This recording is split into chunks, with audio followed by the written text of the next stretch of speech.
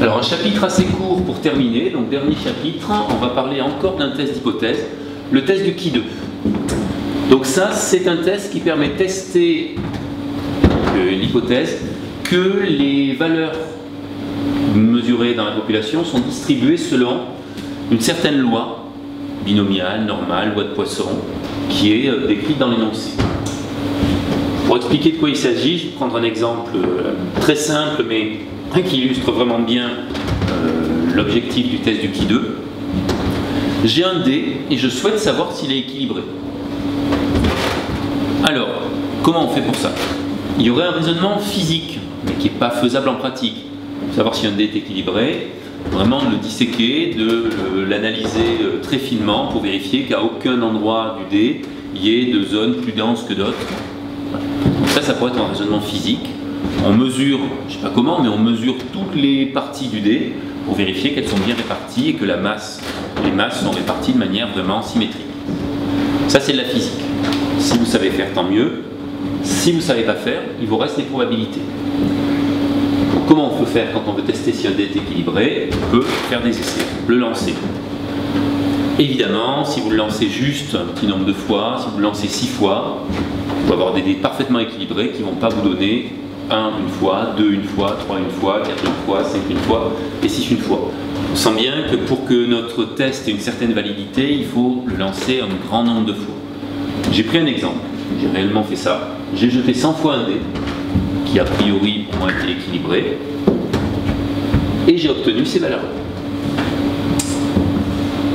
J'ai obtenu 10 fois le résultat 1, 17 fois le résultat 2, 11 fois le résultat 3, 15 fois le résultat 4, 19 fois le résultat 5, 28 fois le résultat 6.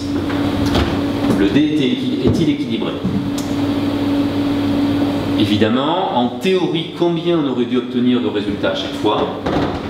Toutes les valeurs, si le dé est équilibré, 16,66666 fois chacun des résultats.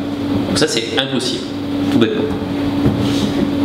Si on avait obtenu des tirages qui nous donnaient à chaque fois soit 16, soit 17 valeurs, là on aurait dit le dé est parfait. Voilà. Là, on observe quand même certains écarts. On a des valeurs qui sont proches de 16 ou 17, pas très éloignées, 2 qui s'éloignent quand même un peu plus, une qui s'éloigne franchement, et on a du mal comme ça à décider si ces valeurs, ces mesures-là qu'on obtient, correspondent au hasard, les répartitions, voilà, ce jour-là, on en lançait plus de 6 parce que le hasard a fait que c'était comme ça, ou est-ce que c'est le signe que le dé est déséquilibré? On fait cette hypothèse que le dé est équilibré. Là, on part de l'hypothèse, j'ai pas de raison de penser que le dé que je viens d'acheter chez le marchand ou que le dé qu'un ami a sorti de sa poche est truqué. Je fais l'hypothèse qu'il est équilibré et je me demande si cet écart-là, en particulier, on est quand même assez focalisé sur ce 28, est significatif de quelque chose. Donc de quoi on dispose? Attention aux notations. Je vais noter, on a des résultats qu'on note x1, x2, xn dans les formules du transparent d'après. Donc ici, j'ai un résultat numéro 1, c'est en l'occurrence faire 1 avec le dé. Mon résultat numéro 2, c'est faire 2 avec le dé. Et j'ai des effectifs.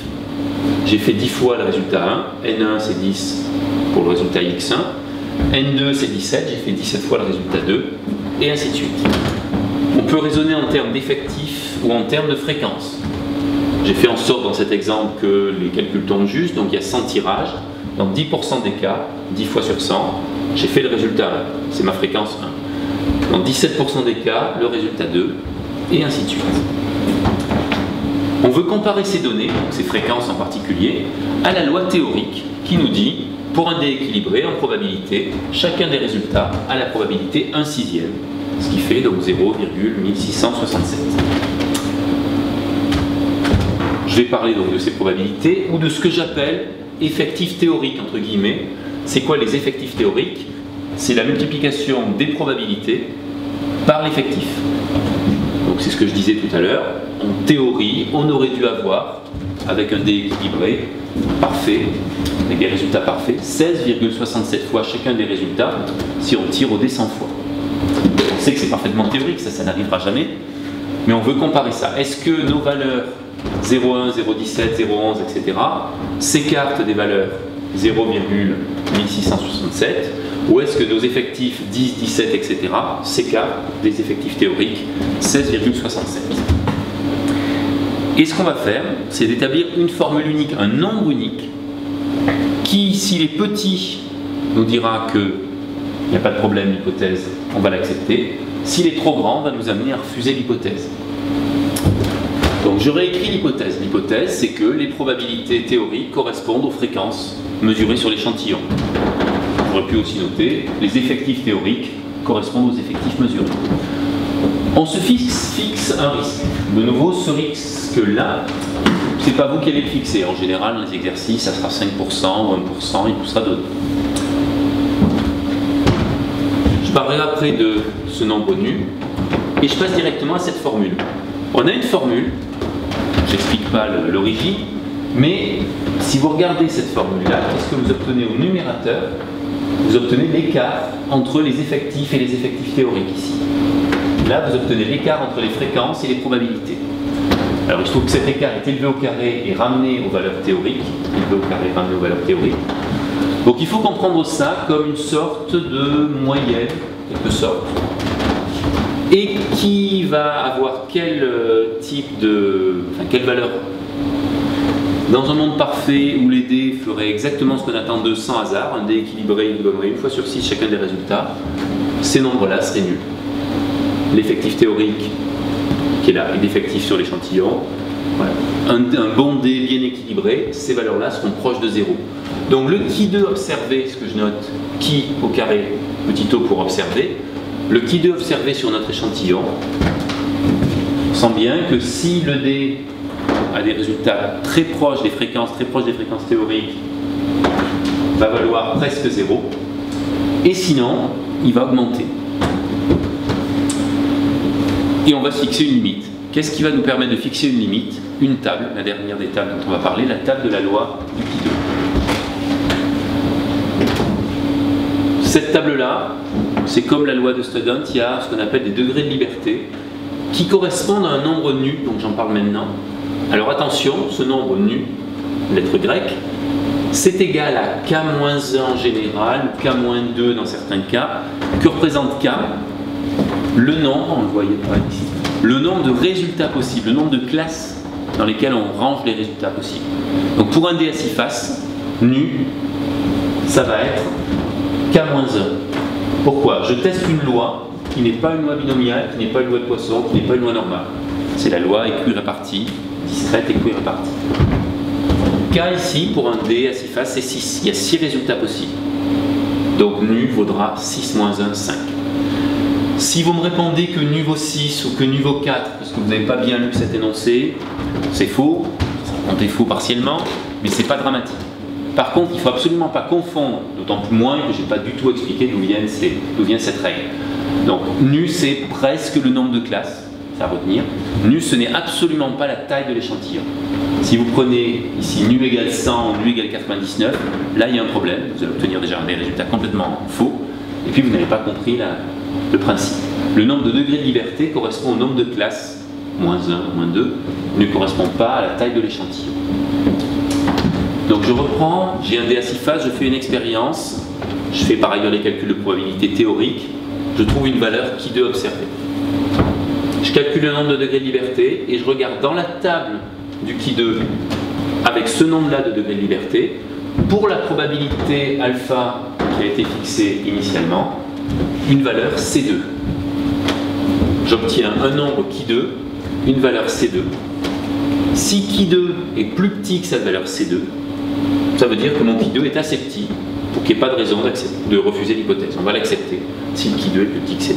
Et sinon, si les écarts sont vraiment trop importants à ce niveau-là, le qui2 devient vraiment trop grand, c'est pas possible, c'est peu probable que l'hypothèse soit vraie. Et dans ce cas, on va la refuser. Alors ici, le qui2 observé, les calculs donnent 12,8. Si vous prenez la table du qui2 à 5 degrés de liberté, 6 résultats possibles pour le dé, on enlève 1, ça fait 5. Pour un risque de 5%, vous trouvez une valeur de C2 qui vaut 11,07. Le qui2, il est plus grand que 11,07. Vous refusez l'hypothèse. Vous dites ce dé il est truqué. Plutôt, vous refusez l'hypothèse que le dé ne soit pas truqué. Et vous prenez un risque 5% d'avoir refusé l'hypothèse alors qu'elle était vraie. C'est bien possible que le dé était équilibré et que c'est juste vous ce jour-là qui n'avez pas eu de chance ou eu beaucoup de chance et qui avez tiré beaucoup plus de 6 que ce à quoi on pouvait s'attendre. Ça n'arrivera pas souvent, ça arrive dans 5% des cas, ça. Et comme ça vous arrivez, dans le principe d'un test d'hypothèse, vous refusez l'hypothèse. Au risque 1%, même principe, mais cette fois-ci, la valeur de C2 fournie par la table de la loi du Qui2 à 5 degrés de liberté, c'est 15,09. Qui2 est plus petit que C2, donc vous acceptez l'hypothèse. Mais peut-être qu'elle était fausse et que vous l'avez acceptée à tort. Peut-être que votre dé, en fait, il était déséquilibré, mais vous avez accepté ça à tort.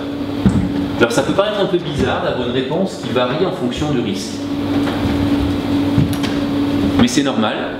Je répète que dans cet exercice, vous ne pouvez pas savoir si le dé est équilibré ou s'il ne l'est pas. Vous le saurez pas. Ce que vous pouvez juste savoir, c'est si vos résultats sont conformes à 95% des résultats qu'on s'attend à avoir, ou à 99% des résultats qu'on s'attend à avoir. Pour expliquer autrement cette distinction entre les risques, et dans le cas du dé à 6 faces, donc imaginons que vous jouiez avec un dé qui a été sorti de la poche de la personne avec qui vous jouez, et que du coup, c'est lui qui fasse beaucoup de 6 et qui gagne beaucoup plus souvent que vous. Lui, il a son dé, et vous avez le vôtre, et lui, il fait beaucoup de 6. Les deux niveaux de risque, ça pourrait se dire, là, risque 5%, je vais refuser l'hypothèse si mon ami est honnête. Je vais refuser de jouer avec lui dans 5% des cas. Je vais arrêter de jouer avec lui dans 5% des cas. Et le risque 1%, ça pourrait être pour l'étape d'après. Par exemple, aller l'accuser d'avoir triché. Là, vous arrêtez poliment de jouer sans, voilà, vous dire, vous avez autre chose à faire, vous êtes pressé. Là, vous l'accusez d'avoir triché. Fixer un risque, ça se fait un petit peu en fixant les conséquences que ça aura de refuser à tort une hypothèse qui était vraie. Donc c'est souvent pour ça qu'on va se fixer des niveaux de risque différents. Et je répète, je l'ai déjà dit, que ces valeurs-là vont se trouver dans des normes ou dans des procédures qu'on va vous imposer dans un premier temps quand vous pourrez travailler dans l'industrie ou dans un laboratoire. Ce ne sera pas à vous, dans un premier temps, de réfléchir à ces valeurs, de les fixer, juste en tenir compte dans vos calculs. Deux remarques pour terminer. D'abord, une petite règle. On a rangé nos valeurs dans un tableau avec des classes qui contiennent des effectifs qui étaient donc 10, 17, etc. jusqu'à 28 pour le dé. Une règle dont je n'ai pas parlé, mais j'évoque maintenant, c'est que si votre calcul d'effectifs théoriques montre des valeurs qui sont inférieures à 5, alors il faut regrouper les classes. Il faut regrouper deux classes consécutives pour obtenir des valeurs plus grandes que 5. La raison, elle se voit dans cette formule, c'est que vous divisez par les effectifs théoriques, alors qu'en haut vous avez un écart simplement au carré entre effectifs et effectifs théoriques. Si vos effectifs théoriques sont petits, du coup vous allez prendre beaucoup plus en compte les écarts entre les valeurs dans les cases. Et donc les fluctuations qui vont de toute façon se produire seront d'autant plus prises en compte que vous êtes dans des classes ou dans des cases peu fréquentes. Donc on veut limiter ce problème et s'interdire d'avoir des classes dont les effectifs sont trop petits. Première règle à retenir. Deuxième règle, je l'ai déjà dit et je le répète, ce n'est pas parce que vous avez accepté une hypothèse que vous avez trouvé la loi de Hawkins. Ce n'est pas parce que vous avez accepté une hypothèse qu'elle est vraie. C'est juste que l'hypothèse que vous avez faite, donc que la variable aléatoire suive telle ou telle loi, est compatible avec vos expériences. Vous cherchez la loi, il faut faire de la physique. Vous ne cherchez pas la loi, mais vous voulez simplement avoir quelque chose d'utilisable, de compatible avec l'expérience, vous pouvez faire des statistiques. Vous faites une hypothèse, vous la validez par une expérience, un test du Qui2, ça vous valide votre hypothèse, ça ne prouve pas qu'elle est vraie, ça prouve juste qu'elle est un assez bon reflet de la réalité, et après vous pouvez éventuellement vous en servir. Et on va s'arrêter là, le test d'indépendance, on ne va pas en parler, donc vous l'avez dans le cours si vous souhaitez l'utiliser, le retrouver l'an prochain. Voilà. Et donc là ça termine le cours de statistique.